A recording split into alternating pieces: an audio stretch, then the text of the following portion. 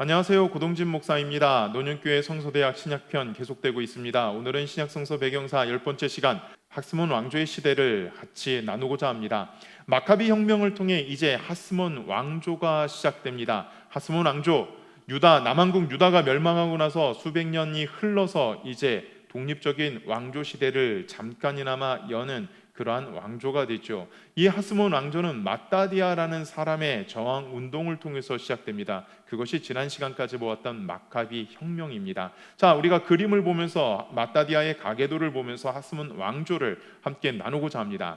자, 보시면은 마따디아에게 5 아들이 있었습니다. 마따디아가 저항운동을 164년, 기원전 167년에 일으키죠.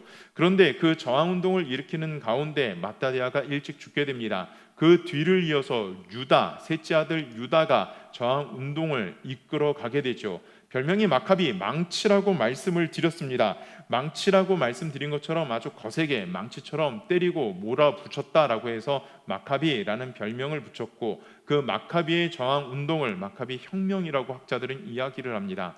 그런데 이 마카비가 164년 BC 164년 예루살렘 성전을 수복을 하고 그것을 기념하여 수전절을 지키게 되죠. 그런데 그것도 잠시 다시 이 예루살렘 성을 뺏기게 됩니다. 예루살렘 성을 뺏기게 되면서 이 마카비 혁명은 복잡하게 흘러가죠. 164년 예루살렘 성을 뺏기고 나서 어떤 일이 일어나냐면은 안티오쿠스 4세가 죽게 되고 안티오쿠스 5세와 그의 장군 데메트리오스 1세와의 내전이 일어나게 됩니다. 왕위 다툼 내전이 일어나게 됩니다. 그 와중에 그 가운데 마카비가 아주 고민을 하게 되죠. 그 와중 가운데 어떤 일이 일어나게 되냐면 데메트리오스 1세가 왕위를 갖게 되고 데메트리오스 1세에 의해서 유대의 종교적 자유가 다시 한번 보장받게 됩니다. 그리고 나서 하시딤들은 종교적 자유가 보장받았기 때문에 떠나가게 됩니다. 그럼에도 불구하고 유다는 계속해서 저항운동을 하죠. 저항운동을 하는데 하시딘들이 떠나갔기 때문에 많이 힘이 위축되어 있습니다. 그래서 누구와 연락하여서 지원을 받게 되냐면은 로마와 지원을 받게 되면서 다시 한번 이 혁명을 이끌어가게 되죠. 그런데 여기서 이 마카비도 그만 잡혀서 죽게 되는 일이 겪게 됩니다. 왜냐하면 마카비가 로마와 손을 잡았다라는 사실이 데메트리오스 1세를 불안하게 하였고 그것이 마카비를 죽게 하는 결정적인 이유가 되었죠. 마카비가 죽고 나자 이 마카비 저항운동 혁명은 굉장히 급속도로 약해졌습니다. 그리고 그 뒤를 이어서 누가 이 혁명을 이끄냐면 바로 막내 아들 요나단이 이끌게 됩니다. 요나단이 이끄는 가운데 데메트리오스 1세와 이 알렉산드로 발라스라는 사람이 또 왕위 전쟁을 하게 됩니다. 왕위 전쟁을 하는데 요나단에게 둘 다 똑같이 좋은 조건을 내세우죠. 요나단이 누구 편을 드는가? 지난 시간에 보았듯이 바로 발라스의 편을 들게 됩니다. 발라스의 편을 들면서 요나단, 지금 보시듯이 제사장 직분을 인정받게 되죠. 이 발라스, 왕위 계승에서 승리한 발라스에 의해서 제사장 직분을 얻게 되고 심지어 왕이라는 호칭을 얻게 됩니다. 그러나 이 요나단도 얼마 가지 않아서 죽게 되는 그러한 비극의 역사를 맞게 되죠. 또다시 내전이 이르면서 시리아 왕조 셀레우쿠스 왕조의 내전이 이르면서 이 소용돌이는 계속 진행이 됩니다.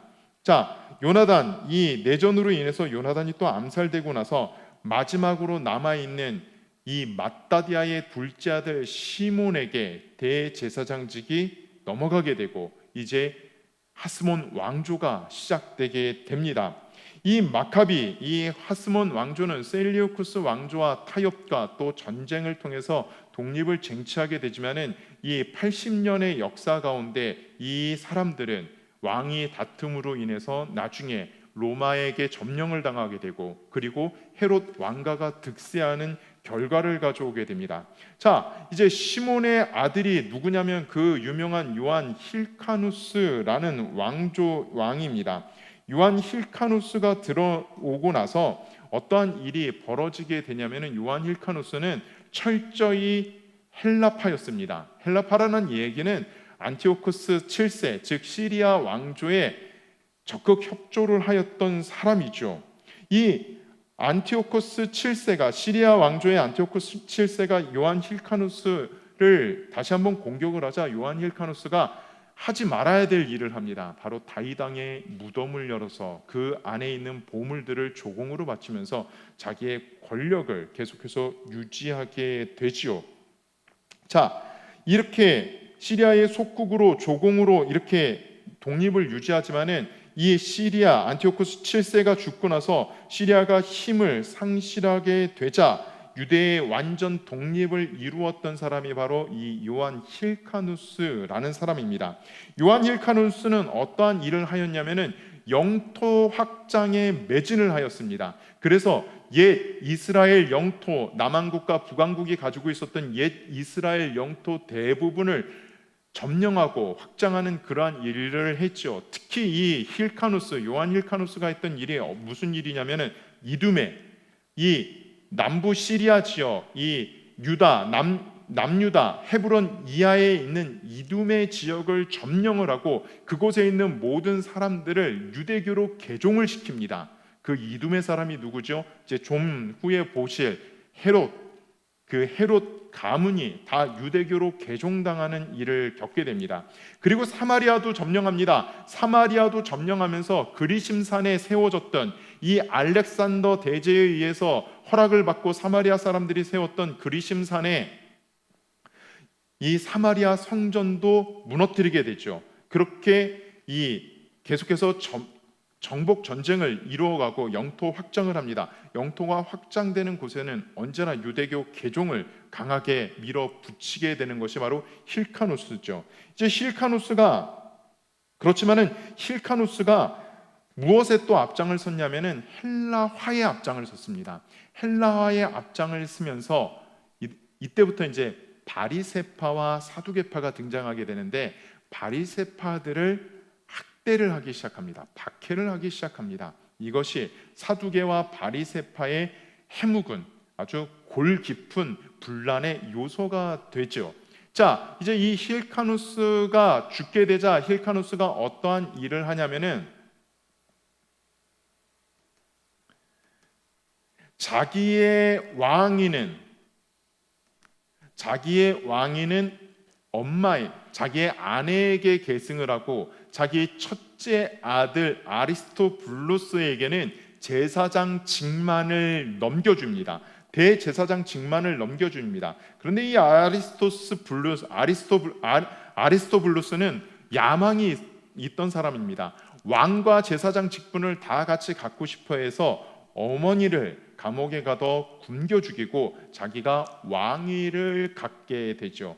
그것으로 끝나는 것이 아닙니다. 자기의 모든 형제들을 감옥에 가두게 됩니다.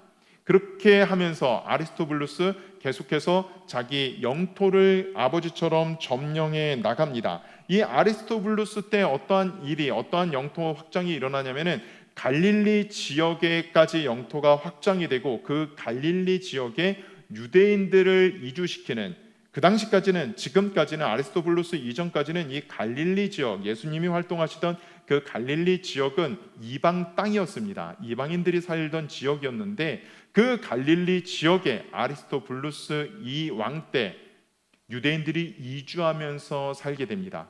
이방 땅에 유대인들이 이주했잖아요. 그래서 그들은 이 유대 땅에 있는 사람들보다 더욱더 종교화가 되고 율법주의적인 사람들이 되는 것이 이후의 모습입니다. 자, 이 부인이 알렉산드라 살로메라는 사람입니다. 알렉산드라 살로메라는 이 여자에게 자기 부인에게 아리스토블루스가 죽게 되자 왕위를 물려주게 됩니다. 왕위를 물려주게 되자 어떠한 일을 하냐면은 알렉산드라 살로메가 어떠한 일을 하게 되냐면은 바로 그 동생 알렉산더 얀네우스에게 왕위를 이양을 하고 제사장직을 이양을 합니다. 자, 그리고 야네우스도 어떠한 일을 하냐면은 영토 정복 전쟁을 하게 되죠. 큰 영토를 얻게 됩니다. 그런데 바리새파들이 이 알렉산더 야네우스를 비방하기 시작합니다. 어머니에 대해서 비방을 하고 너는 유대의 정통 혈통이 아닐 수도 있다라고 비방을 하게 되자 이 얀네우스가 승전 축하 행사 때 바리새파들을 숙청을 하게 됩니다. 8만 명이 넘게, 그리고 그 자리에서 바리새파 지도자들 800명의 혀를 뽑고 십자가에 매달아 죽이는 그러한 일을 벌이게 되죠. 이제 얀네우스도 죽게 되고 나자 얀네우스가 죽게 되자 살로메에게 다시 한번 왕위를 넘겨주게 됩니다. 자, 이 얀네우스까지 이 하스몬 왕가, 마따디아의 자손들 하스몬 왕가가 차지했던 그러한 영토들을 지금 지도에서 보고 계십니다. 즉, 이 왕가, 이 힐카누스부터 시작해서 이 야네우스까지 이 왕들을 통해서 유대의 전 지역이 회복되는 그러한 역사를 보게 되지요. 자, 이어서 알렉산더의 후손, 그 후손들이 등장하게 됩니다. 힐카누스 2세와 아리스토블루스 2세가 등장하게 됩니다. 이 힐카누스 2세와 아리스토블루스 어떤 일이 일어나냐면은 힐카누스 2세에게는 대제사장직을, 아리스토블루스 2세에게는 왕위를 이 어머니가 넘겨주게 됩니다. 그런데요, 이 둘이 왕위를 가지고, 왕권을 가지고 다투게 됩니다. 이 왕권을 가지고 다투게 되는데, 이 왕권을 가지고 다투게 되는 와중에 누가 등장하게 되면 옆에 안테파트르 2세라는 사람이 등장하게 되죠. 이두메 사람입니다. 다시 말해서 헤롯의 아버지가 이두메의 행정관으로 있을 때 힐카누스를 계속해서 자극을 합니다. 아버지 때서부터, 요한 힐카누스 때서부터, 아니 하스몬 왕가는 왕과 제사장을 겸임하고 있었는데 왜 너는 제사장만 하고 있느냐, 계속해서 충동질을 하게 되죠. 그래서 전쟁이 일어나게 됩니다. 아니 다툼이 일어나게 됩니다. 그래서 이 두 형제들이 누구에게 요청을 하게 되냐면은 로마에게 요청을 하게 됩니다. 로마더러 좀 중재를 해달라고 그렇게 이야기를 하게 되죠. 그런데요, 그 중재가 오래가지 못합니다. 왜냐하면은 아리스토블루스 2세가 로마와의 중재를 어기고 전쟁을 하게 되죠. 로마와의 중재를 어기고 다시 한번 분쟁을 일으키게 되자 그 유명한 로마의 폼페이우스가 이 동방의 총독, 동방의 사령관으로 있다가 다메섹에서 군대를 이끌고 예루살렘을 점령하게 됩니다. 그래서 이제 하스몬 왕가는 끝이 나게 되고 헤롯의 왕가가 등장하게 되죠. 자, 이 그림이 바로 이 지도가 다메섹에서 폼페이우스가 예루살렘 성으로 진격하는 모습입니다. 아주 수월하게 진격해서 예루살렘 성을 포위하고 공격해갖고 함락을 시킵니다. 그리고 나서 로마가 완전히 개입하게 되는 그러한 역사를 보게 되죠. 자, 바로 이 안테파트르가 개입을 하면서